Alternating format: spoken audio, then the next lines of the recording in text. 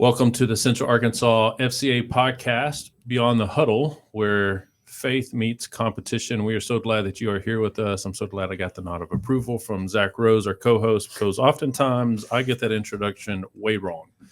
And whatever comes out is what comes out, and this is not edited, and you get to hear what all we say. So thanks so much for being here. We're so excited about our guest that we have today, long way from Cabot, Arkansas. And introduce him here in a minute. But Zach, you have anything you need to say or you would like to say to get us going? Well, usually this is about the time when I make a little quick witty thing, but I'm proud of you. You're improving every week. Wow. So it's been good to see your maturation of learning how to say the intro. Well, you're doing good. I'm going off of memory. You have a whole thing printed out and you read it verbatim. I do not. Wow. You're hiding behind the screen over there. I got questions over here. You're over here drawing pictures, so whatever it takes, dude. I got it down in my whatever memory. You got to do to engage the brain. That's how we operate. So, no, we're super excited to hop into a coach's story of faith and family and ministry, partnering with the FCA to see how it's changed his culture and changed his team, changed perspective. All those things. So we also have another partner in crime here with us, Josh Hines, for our second episode in a row. Josh is on staff with us, working to become full-time by the end of the year in the process. But at the same time, as he said in the last episode, that ministry is just a way of life. It's just once it's in you, and this is the way he gets to live it out on campus in public schools with teams and coaches. And Josh, welcome. Hey, man, thanks. I'm glad to be back here back to back. Didn't have to make 2 trips for this. It was great. Yeah. I was going to say, it looks like you were on a different episode. I it looks like, you changed your hat, but you wear the same exact outfit. I do like how our 23-year-old is proud of you, Josh. He's proud of me. I don't know what that means, but expectations must be low. So, wow. Check. Yeah, that's good. Okay. That's good. Or that I'm growing. I thought you, instead of maturation, I thought you'd say the evolution of Josh Adair. No, but, we don't believe in that. We don't. No. Nobody evolves. But the revolution, I do believe in. We use different words. That's a no word. Why? I don't know. Do you use the word bang, big, bang, big bang? What just happened? What is going on here? Yep, here we go. God spoken, it happened. That's what happened. Oh man! How do we recover? I don't even know. Dude, he is blushing through the radio. He is. He's turning. I don't know where his mind went, but and he's trying to cover up and. Don't pin this on me. Recent events, we've seen that happen at Coldplay concerts too. So, my gosh. Yeah. Sorry, I was not supposed to joke about that. It's just awful. So our guest today is Ronnie Goodwin. Ronnie is a head baseball coach, Cabot High School, and he's been open door for us to come in with ministry through character coaching, to be in the dugout, to be during practice, just show up. He's like, hey guys, good to see you. Welcome, glad you're here. But Ronnie, thanks for being here today. I'm glad that we can see what on your shirt, what Bo Jackson looks like on Tecmo Bowl. Absolutely. I never knew that's who I was playing with when he looked like that. But that's great. And for those of you who are listening who have no idea what Tecmo Bowl is, shame on you. Yep. Shame. Go find the console where that's played. Do not play it on your phone. Hook it up to your TV and hold the controller in your hand, and you will get the true life-changing experience of Tecmo Bowl. Absolutely. Yeah. If they don't know who Bo Jackson and Tecmo Bowl is, that tells us their age range. Yeah, it tells us where it's not. Yeah, that's right. Or they've already tried to forget it, and I don't know why you would try to forget stuff like that. No. Those are great memories of my life, sitting there and playing with my cousin playing Tecmo Bowl. One of the greatest games ever invented. Yeah. That's right. Yeah. It's so good. Yeah. So good. So, Ronnie, tell us a little bit about yourself, about your family, how long you've been married, how long you've been coaching, and how you got to become a coach. Oh, man. Well, married to my wife, Beth. We were married in 2017, so we just had anniversary 8th this summer. Have a 3-year-old son. Yeah. Thank you. That's awesome. Hayes Michael just turned 3 this past Saturday. So he's kind of the center of the household as far as what gets the attention while we're around. Obviously, we like to center our household around faith, but sometimes the 3-year-old can distract you from some of those things sometimes. Right. But no, beautiful family. They are the center of my life. I've evolved. I don't know if I'm supposed to use that word or not, but I got into coaching. Is that too Darwinian for you? I was just making a joke. Okay. We can use sorry. whatever. Oh, We can okay. apparently use whatever. I've words we want matured. to. I've matured, as I hope we all have. But I originally got into coaching. I was fresh out of professional baseball, very, very short minor league baseball career. One thing I think I've always kind of sort of had was a little bit of self-awareness. And when I was in professional baseball, it didn't take me long to see other players and go, I'm not like them. Mm-hmm. And so I got out knowing that I wasn't going to play in the big leagues. And as much as I loved playing, I knew. And so I just said, I need to start something. And I originally had plans of going to physical therapy school. So I finished my first year of professional baseball, then went back to college, finished my last 9 hours. That fall, that was the fall of 2001 to date myself a little bit there. And then went back to spring training in 2002 and realized that it's time to do something different. And so I guess I can say I retired by the age of 22, but obviously didn't make enough money because here I am still working. But the idea of going to physical therapy school and being in a building all day, sitting inside, it just didn't sit right with me. Yeah. And so I just kind of, because my passion has always been baseball. My parents tell stories of me being 2.5 years old and sneaking out of the house in the middle of the night, hitting wiffle balls out in the yard.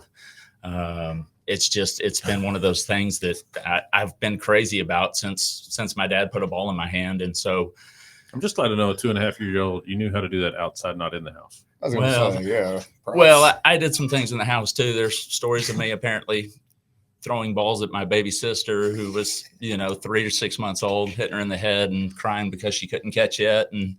But that's for another day. How but dare she not be able to catch it 6 months yeah, old? it's crazy. And so,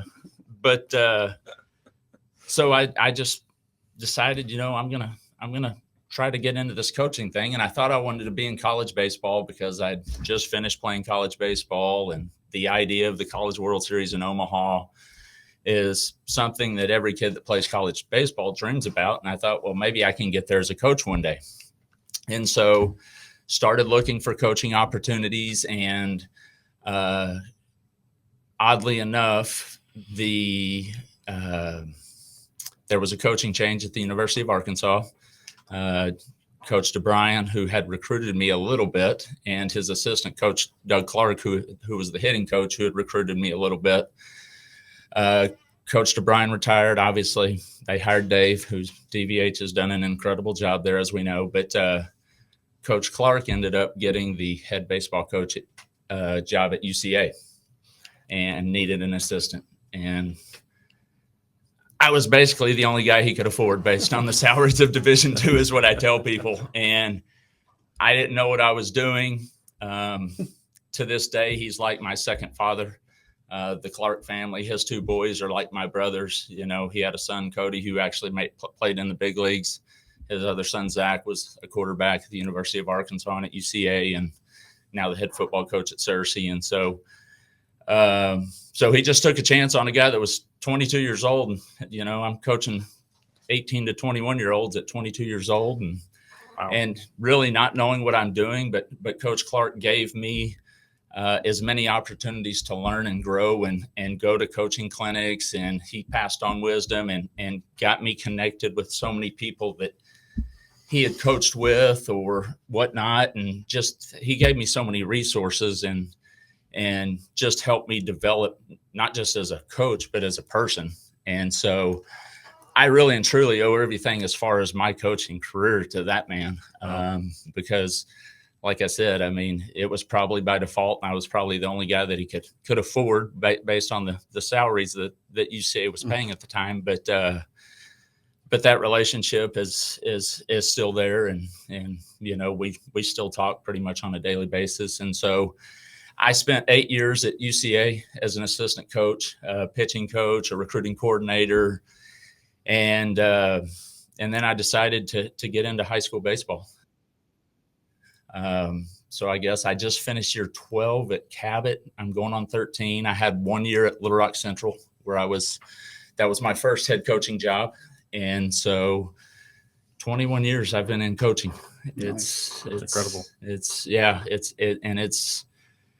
just interesting because, you know, I probably got into it for the wrong reasons, meaning wanted to make a lot of money, wanted to, you know, get to the College World Series. And now that I'm in the position I'm in, and the older I get, you start to realize that's not why you should be doing this, or I've realized that's not why I need to be doing this. And so my whole stance on that has changed, and none of this is about me anymore. It's how can I help people?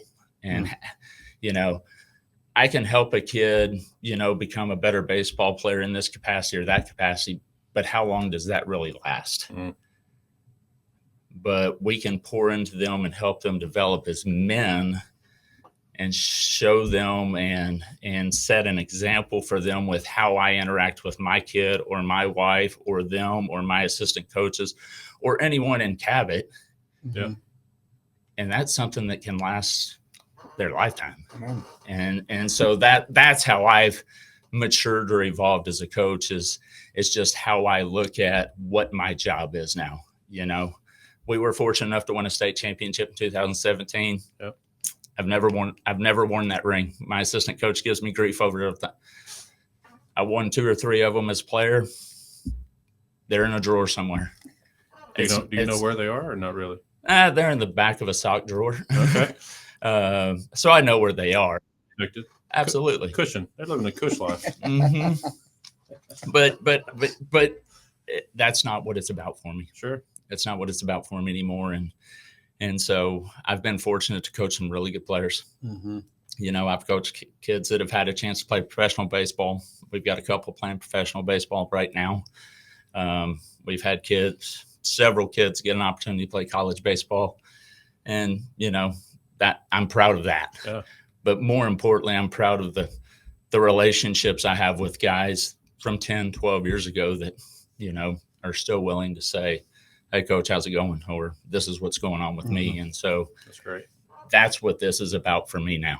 The wins and losses, that'll take care of itself. Sounds familiar. Yeah. We had Jason Golden on the last podcast, and he's saying the same thing. Yeah. Coach's job is to be a servant. Sure. And build them up. Well, and we also have to realize where we're at. And, you know, my job is different than Dave Van Horn's job or, you know, the manager of the St. Louis Cardinals. I mean, winning has to be a priority for them. Sure. But what does winning look like for us, you know? And I think that's the development of men and the character of those people when they leave Cabot High School. And and one of the things I tell our kids all the time, winning is simply a byproduct of doing things right. It's a byproduct of doing things right, whether it's practicing, how you carry yourself in practice, how do you carry yourself in the school, how do you treat people.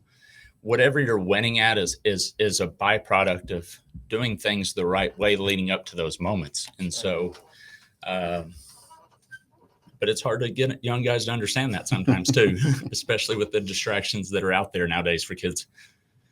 Yeah, definitely. I wanted to kind of pinpoint Josh Hines on this you talked about being able to develop players more so mentally, things that they can take once they're done playing baseball. I know you've shared a little bit about you've been able to start a huddle, do some character coaching with the baseball team. Would you mind just sharing a little bit about what that's looked like? So Coach Goodwin, we started this about few years back. Another youth pastor in town actually started, Addison Rowell. And when he left, we kind of had that precedence going. I text, hey, we doing this year? He's like, yeah, come on. We can't not do it. That's coach's perspective. And I'll give you a shout out to one of your players, one of my son's best friends, Parker Miller. He's like, at my house every night, during the summer. Sure. He's called to ministry. He played baseball this year down in Waxahachie.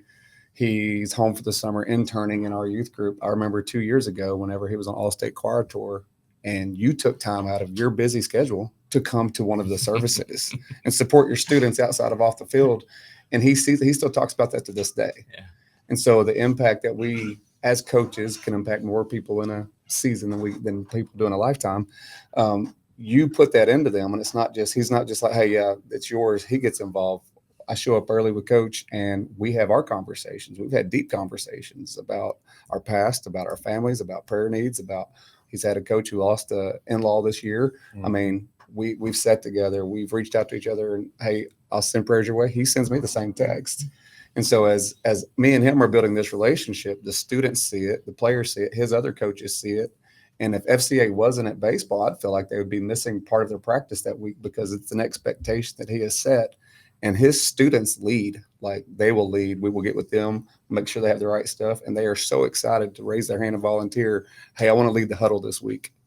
And for me to see students raised up and be discipled in that, for the coach to allow it, the coach isn't saying, hey, I think this kid will do good. They're coming to me saying, hey, I want to lead this, because it's impactful for them. And just to be able to show up to games and practices. And I remember we hosted state a couple of years back, man, we were in the dugout in the state tournament. Like our presence, it's just like we're one of the coaches, we're one of the guys. It's like the chaplain for the team. And if we're not there, it's kind of, you miss out. Like we miss out, and we miss it and they miss it. And so for the discipleships, and that's just one student that I speak to every day on a daily basis. And that's one student. And there's multiple that come through there that's just part of the program. And I love it. Yeah. It's a voluntary part of the program. Yeah, absolutely. It's not forced. No. It's an opportunity for improvement, that they have the opportunity to join in if they so choose. Absolutely. We don't force anything upon any kid, but I think it's part of my duty as just a coach and as a leader to present opportunities for them to grow.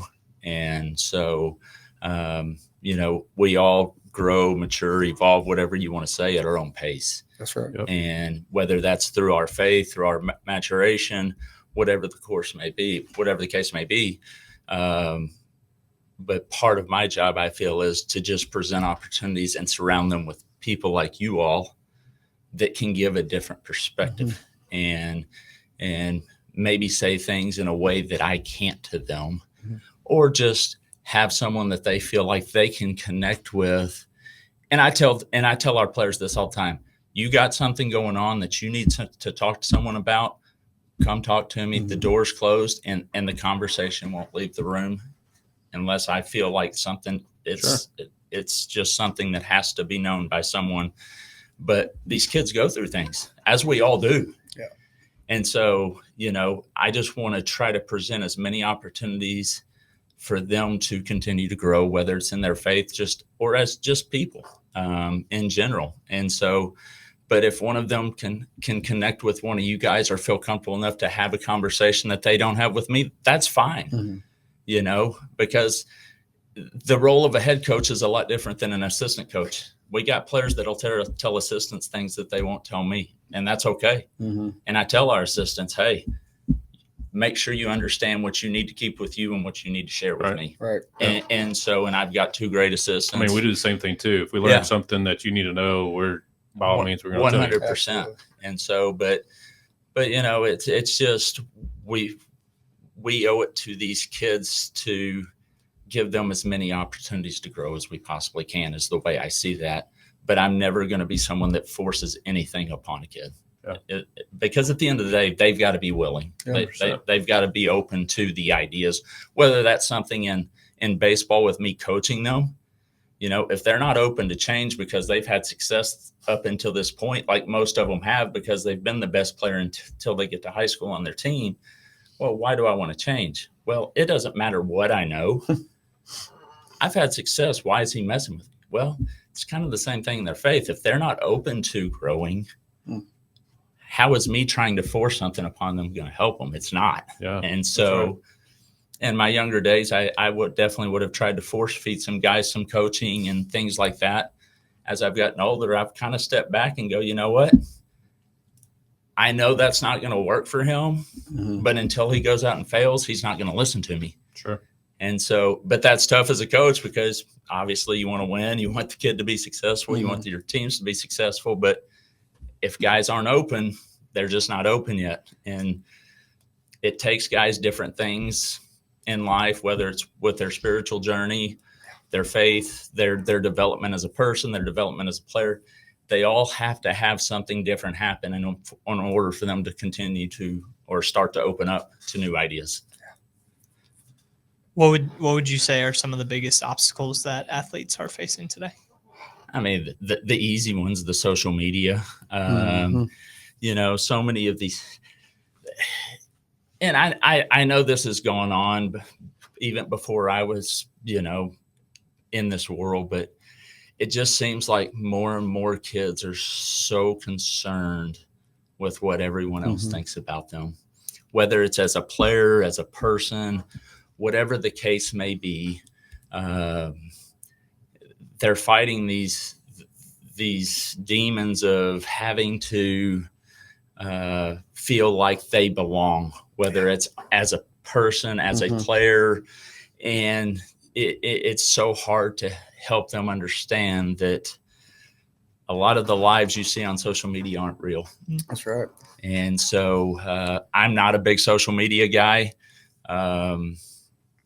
When we had a change in one of our assistants, I kind of took over the Twitter account for the baseball team.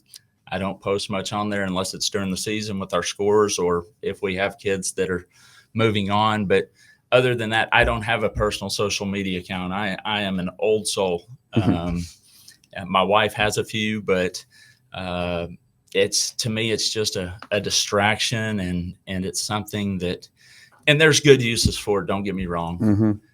But so many kids are using it for validation, and it's hurting more kids than it's helping, in my opinion. So how do you attempt to meet an athlete or a student where they are when those things are happening, when they're trying to find their validation from social media, or when they're so distracted that they can't focus on what's actually in front of them? How do you approach a situation like that? Well, I think again, it goes back to they have to be open to it, but I think you have to have the conversation, and you got to meet them with where they're at with whatever's going on. Yeah. And then it comes down to, how honest can we be? Because the kid's going to have to be honest with me for me to be able to help him get where he wants to go. And that's a hard thing. And I think we can all sit here and agree, like, the more honest we are with ourselves, sometimes the more uncomfortable we kind of get. And so, but until we're to a point where we can be that honest with ourselves, with whatever part of life it is, our spiritual journey, our family time, whatever the case is, the more honest you get with yourself, it probably gets a little more uncomfortable, but you really start to see things for what they are. And so for me, it's just, you got to build the relationship with the kids so they'll be willing to meet you in that place so you can help them. And so I think that's easier to do with guys that we've had for 2 and 3 and 4 years in the program versus a kid that, is going to be a 9th grader that hasn't been around us but for a week of tryouts last May. Yeah. Those kids aren't just going to be open books to us. But the guys that are juniors and seniors that have been around these guys that know how we operate, I think they're a little bit easier to get to. 1, because they're more mature. 2, they're getting ready to be men. Some of them are almost 18 years old. And so the reality of it is, when you're 18, you're a man. I get it. You're still a college kid, but in the eyes of the world, we're adults. And so there's a lot more accountability at 18 than prior to 18. And so some of those guys start to see that they're running out of time, and so they're more willing, I think, as the older they get as well. Definitely. Yeah. It's important what you said about relationships too. I think that's what Josh Hines, you were saying earlier, of just being present, being around, being available. Like I saw it last week. I was at a church camp, and there's a couple students that I was really trying to just connect with. And I realized I started talking trash to one of the kids, telling him that we need to play one-on-one. And as soon as I started talking trash to him, he started opening up, and like he was going right back at me. And I'm like, good. So we played one-on-one. I beat him both games, let it be known. But he, on Wednesday night at church, he approached me. What do you got to say over there? What's so funny? Is there video proof of this? No, there's no video proof. We don't need video proof. It's really easy to say stuff and not back it up. If it's not on social media, it probably especially if you're talking happen, about right? beating up a teenager as a 23-year-old on the court. There was no beating up. It was just a simple fundamental showdown where I just proved my experience. Trying to be the big fundamental over here? Yeah. That's me. You need to grow up a little bit. Me. Sorry. Relationships are important. They do matter, is what I'm trying to say. 100%. They matter. And that's a key, even for what we try and do with FCA of the great connector. Dude, whenever I get on Facebook, if there's a person that I know within the sports spectrum of Central Arkansas that Josh isn't following, I'm like, what's going on right now? It's like there's so many connections and so many relationships that you've built, and that's been a key to the success that even we've had in FCA of just knowing people and orchestrating. Maybe I don't have the answers for you, but maybe Josh Hines can come in and be able to give you some support and say it in a different way that maybe you need to hear, like you said. So I think that's great. I think you said something to tattle on myself a little bit. People are easier to relate and connect if you cannot be as serious and pick on them. Yeah. I totally agree. I mean, the trash talk is probably what drew that kid in, because absolutely. he's probably the kid talking trash to everyone else. Because so he saw you as unapproachable. You say something that gets in his mind a little bit. He's like, oh, he's not far from me. I mean, it's what we do to coaches. Right. 100%. Walk in and we talk with the coach. We talk trash a little bit, or hey, what about this? And one of my spiritual gifts is stirring the pot, and whatever I can do to get a rise out of somebody. Zach agrees. Yeah. Just to get a rise, and like, oh, he's not as far different than me, so we can actually have an honest conversation and dialogue, and go from there. Absolutely. Is that biblical? Is that a real biblical spiritual gift? Biblical pot stir. I mean, Jesus flip tables. So if I can stir up. Paul was probably one of the most sarcastic people in the world. Mm-hmm. He was a biblical gifted pot stirrer. Well, why not? The apostle pot stirrer. He knew a little bit about every culture that he was walking in, that he could make a jab at them to get them to pay attention to what he was saying. I mean, a lot of times that's what you got to do when you walk in a coach's office. You pick up what's going on, or you're on the field, or what are you wearing? What do you think? You just learn a little bit culture. You just make a claim, or sometimes substantiated, sometimes unsubstantiated, and try to get a dialogue back and forth, and then you grow and go from there. Well, I got to know this year Coach Piscini's little mini leprechaun. Oh, yeah. He's biggest Notre Dame fan in the world. Big time. Dresses up like a leprechaun. His wife posted. Whoa. Oh, absolutely. No. He will. He's proud about it. Like a St. Patty's Day. Oh, yeah. Absolutely. He's been mistaken for the actual Notre Dame mascot at a LSU football game. At an LSU Notre Dame Sugar Bowl in New Orleans. Yep. Some fans thought he was the actual mascot. Locked him in the stall of a bathroom during the game. Oh, yeah. He's sitting there going, why would I be on the third floor of the Superdome if I'm the mascot guy? Just let me out of here. That's what LSU people think, though. But sorry, LSU. So, but no, that's dumb. But to his credit, that is a way for him to relax kids and draw them in. Yeah. And absolutely. He is so good at that. He does school visits. He is so good at developing relationships with kids just by breaking the ice with something silly, whether it's a costume, a joke, whatever the case may be. Costumes are the way to go. And so then Coach Nalbor found out then this year, your other coaches, his wife was my son's teacher back in the day. Yeah.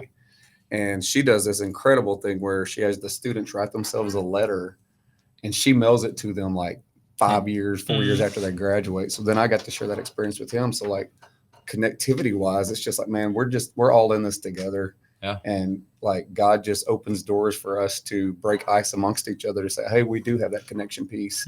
We do have that connection piece. We do have that connection piece. And man, it's just phenomenal, the game plan, you know. Definitely. Well, we don't all have the answers. Nope. And it's like you were saying earlier, you know, I can tell a kid, you know, how to swing a bat, and my assistant might say the same thing in a different way. Yep. And he picks on Gets it, yeah. with my assistant. And so, you know, I might be sharing something with the kid to help them grow, but he says it in a different way, or because he's connected with this kid, kid's going to trust him a little bit more, and that's okay. And that's why I say it's my role to present as many opportunities for them to grow as I possibly can. It's not about me getting credit for their growth. That's the last thing that I want is credit for any of that. It's just I want to see accountable men that we can count on when they leave Cabot High School. Like that is our goal. When you leave Cabot High School, are you an accountable human being that we as society can count on? And if you are, we probably won some baseball games while you were here. Yeah. You got to have Again, 100% accurate. It's a byproduct. That's right. Because if they grow into that, the byproduct of that was probably winning some games because they went about practice in their school and their education the right way and how they treated people and things like that. And so that's one of the first things I tell them every year is the goal is not state championships. The goal is you leave here as a productive, accountable person that we as society can count on. That's it. And, you know, you have one name. My last name's Goodwin. That's my family name. I don't ever want to do anything to embarrass that name. Yeah. And that's what I tell them. You got one name. Just, you're going to make mistakes in life. Don't make the big ones that are going to ruin your name. And so, you know, we're all making mistakes. I'm still making mistakes. That's part of our growth is those mistakes. Learning from them is what helps. And especially in athletics, it's like I encourage kids to make mistakes on the field because how else do we grow? Yeah. You don't grow from constantly being successful.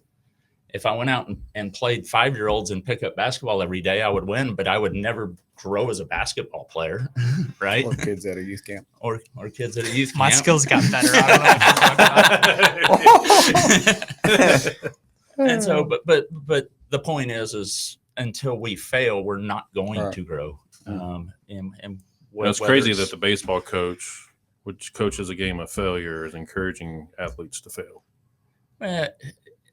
Again, I used to look at it that way because that's I mean, on the outside looking in, it's how a lot of people see it. No, but I don't look at baseball as a game of failure anymore as I used to. Okay. I look at it as it's a game of learning. Yeah. The failure is an opportunity to learn. Now, you can look at it as I failed, or you can look at it as that it worked. Why? And I can learn from that. Yeah. So absolutely. When I say it's a game of learning, that just sounds a lot more optimistic than this is a game of failure. I don't want to keep doing this. Well, I got 4 girls at home. I tell them all the time, we either win or we learn. Yeah. That's it. I mean, you can see it as win-losses, but it's winning or learning. Absolutely. So, and even when you're winning, you're learning. So it's just learning all the time. 100%. And, you know, it's baseball. It's athletics. You can have the best team and it doesn't go your way. Yeah. You know, I was listening on the radio on the way in. Davalon, he's going to be known for that catch, which was a very hard catch. But he just got a $2 million contract. So guess what? He learned from it. Now he's a professional baseball player. And I bet that's in the past now. Like I hope so. Yeah. But with social media, when that happened, I felt for him. Of course. And as a fan of the game, you're going, that play should have never even No, happened. we shouldn't have been in that place. The game should have been over. Right. There was 2 or 3 mess ups. No mistakes. There you go. And of all those mess ups, he had the toughest play. And People don't realize how tough that play was. They think it was a routine fly ball. No, it was hit 108 miles per hour. It was hit with top spin, pulls, and he slips. I mean, right into the lights. Of all the plays that inning, that was the hardest play. But to the average fan, well, it's just a fly ball. You should have caught it. Yeah. But you know, the one thing I worried about when I saw it in real time is like, man, this is going to be on social media haunting this kid for a while. So, and you know, the kid's probably going to play in the big leagues as long as that doesn't affect him mentally for the rest of his life because he's that talented of a player. And you know, they wouldn't have been where they were without him. No. So, Right. but hopefully one day he looks back on it and laughs at it, and hopefully Learns. has a great Yeah, major league career, and who knows? that's right. You know, I remember we haven't talked about this, change subject. When I first came on staff at the FCA, it was February 2020, March 2020, spring break. Everybody got canceled. Cabot baseball was primed to do crazy things that year. Yeah. How do you navigate what, or how did you navigate in discussions? Because you talk about learning and growing and development and everything with your athletes. What did that conversation look like with your boys that season past that? You know, if looking back on it, I probably didn't communicate enough with them. We were just in a period of time that was such an unknown. But yeah, we were probably the favorite that year. Yeah. In a lot of people's eyes, and it's baseball. You don't know how it could have turned out. Sure. I mean, we won in 17, and you know there was a close call in the finals went our way, and then 19 we probably should have won that one. But we had some unfortunate luck in the semifinal game, and baseball just happens sometimes. Our kids didn't play poorly. We actually outplayed the other team, and it just, every ball we hit good was right at somebody or up against the fence, or, you know, the wind's blowing in and it's only 60 degrees during the state tournament when it's usually 90, and the ball would have went out of the ballpark a few times and it didn't. And so that leaves a bad taste in your mouth. But because the 19 team might have been my best team. Good boy. I mean, you look at it, there's 3 kids on that team that are playing professional baseball right now. I mean, we were really good. Your 2020 team was good too, though. The 20 team was good. I mean, we'll never know. Yeah. You know, There's one thing that I learned through your experience, because I remember 19 team, 2020 team upcoming, the transition, the momentum rolling in that direction from all that had happened before. I just it was cemented in my mind through all spring sports rolling into the fall of 2021 that sports are a gift and not a given. 100%. And, you know, that was kind of the message to the 21 team. You know, I had no words for the 20 team because, one, we weren't allowed to be around them very much. I do remember that summer before everyone left, we did get all the seniors together. We gave them their senior gifts. We had a coach's dinner with those kids, and we literally we sat and for hours just told stories about their 4 years in the program. And it was one of the best nights of my coaching life, to be honest with you. Wow. You know, we just sat there and we got them a good meal, and we just talked and laughed and told stories, and they probably had some stories making fun of me and some of the things that I did over the time that they laughed about. And so, but when we got to 21, it was just like, we got to make sure we enjoy this because it can be taken away. And that's just the reminder that, you know, it can be taken away at any point, whether it's through injury or 100%. illness or a pandemic. And so with 21, we just wanted to make sure we gave those kids every opportunity to play every inning and every pitch that we possibly could. And those kids were pretty resilient, and they had a nice run that year. I mean, so we've been fortunate. We have great kids in our community. We have great support with parents, and our school is very supportive of our programs. And so that makes it easier for us as coaches. And so, but, you know, looking back on 2020, we'll never know. What I've probably tried to be more in the loop with them, knowing how things operate then, probably could have. Sure. But it was so hard to know what we could and couldn't do. And, you know, I remember, gosh, the baseball field during that time was still grass. And I remember just going out there and just, I was disgusted. It was like the grass is almost knee deep. and I was the guy that typically took care of it, me and my assistants, and we kind of took pride in it, and 100%. it was just like, what is going on? Like, this Mhm. place is unrecognizable, and so, but we texted, we had the group me, but we were so limited and so much unknown that was a hard time. You just didn't know. You just didn't have an answer. And it was just like, I don't know what to tell you Mhm. because I don't have an answer. Right. And so, Yeah. Two of my favorite times this season, my favorite memories from this season with you in front of the players. I threw you on the spot and asked, we were in off season a couple weeks before season started. I said, Coach, and I'm looking for a real answer. Like, if I ask a question, I want a real answer. I'm like, what are your expectations for this group of young men? You said, they can win every game we play. We should go undefeated this year. And in their eyes, they were like, oh, shoot, Coach believes in us. And you did it. You didn't just say it to say it. You're like, and here's why. We've put in the work. We've done this. We've done that. We've done this, blah, blah, blah, all these things. But you said, I don't know if you remember this, you said it depends on what passion they show up with at each game. I was like, okay.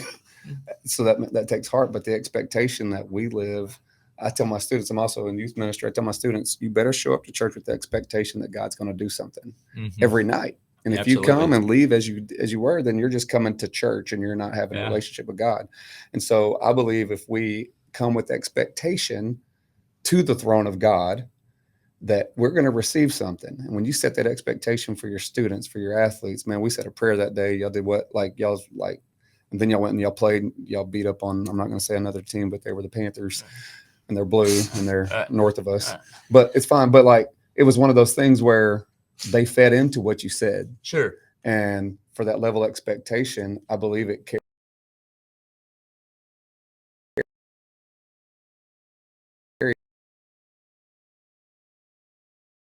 Now, are we going to have our ups and downs? And there were some conversations you and I had of like a specific person with this and that. I've done all I can do. And I'm like, well, you've given them every opportunity you can. If you feel like you've done that, well, then what else can you do? And you're like, man, I thank you for saying that. Yeah. And like, so the words of encouragement, but then you've sent me words of encouragement that I'm like, man, I'm glad I came today. Yeah. I leave better when I leave y'all's practice than when I get there. I appreciate that, and ditto. And I do remember that. And I think I haven't followed up with, I know we can go 30-0. Yes. But I'm also realistic in knowing that that's not going to happen because baseball's going to happen. Mm-hmm. We're going to have the day where we outplay someone, but every ball we hit goes right to stuff's going to happen. Yeah. Injuries are going to happen. They're 14 to 18 years old and they're humans. They're not robots. And so, but if you don't believe in players, and it didn't turn out that way, but I know this, I learned a lot about myself through this year. And maybe I set the expectations too high. We had things to overcome, but at the end of the day, again, it was a year where I learned a lot, because I tried some new things as a coach that I hadn't done in the past. Right. So I found some things that did and didn't work. And so we'll continue to alter how we go about business on a day-to-day basis based on what was good about last year and what wasn't good about last year. And so the one thing I don't want to do is get stale or let the game pass me by, if you will. And it's one of those things where there's so much information out there. And I think that's what's hurting a lot of kids is they don't know how to decipher the good information because they got a lot more information to help them develop as players than we ever did with YouTube and Twitter and all these. There are some great coaches out there putting good information on social media, but there's also a lot of bad information. Right. And some of them are so young, they don't know which ones to trust and not trust. And so they get really clouded. And they've got too much going on in their head and it's hurting them more than they're helping them. So we got to constantly try to help them simplify things. But I just, every year we feel like we've got a chance to win the conference. Yeah. I mean, if the kids don't think that, then why are they going to show up and play hard for you? Right. Oh, and so I think in anything these days, kids just need they're good enough. Yeah. Whether that's as people or players, true. or I don't think kids are getting enough reassurance sometimes. And so, because there's just so much out there that can cloud their judgment and beat them up, and so I think it's important that we keep it simple for them sometimes. Yeah. But yeah, I mean, we've got to definitely do everything we can to get the best version of them out. And the best version of some teams might be a 500 season. Right. Oh, yeah. That might be the best version of a team, and that's okay, But at the end of the day, are we helping you become the best person and player you can be? Mm-hmm. And if the best person and player you can be is we're a 15-15 baseball team, that's success. Mm-hmm. Yeah. It's, we got to make sure we can identify and have a clear understanding of what success looks like, because everyone wants to win the state championship every year. Only one team can do it, and it's typically not even the best team. Sure. Especially in single elimination baseball. I mean, we're behind the times a little bit there. I mean, single elimination baseball, only all high schools, but heard that. I mean, but one bad pitch, one bad inning can take a state championship away from you. You know what I'm saying? And so we're not playing a game like basketball or football where 95% of the time the best team's going to win. Mm-hmm. The most gifted baseball, that's not how it's going to work. And who gets hot at the right time, and and so, but making sure we understand what success looks like, I think, is important. Love it. FCA ministry on campus, a little bit of spin. We got about 6 minutes left here. Sure.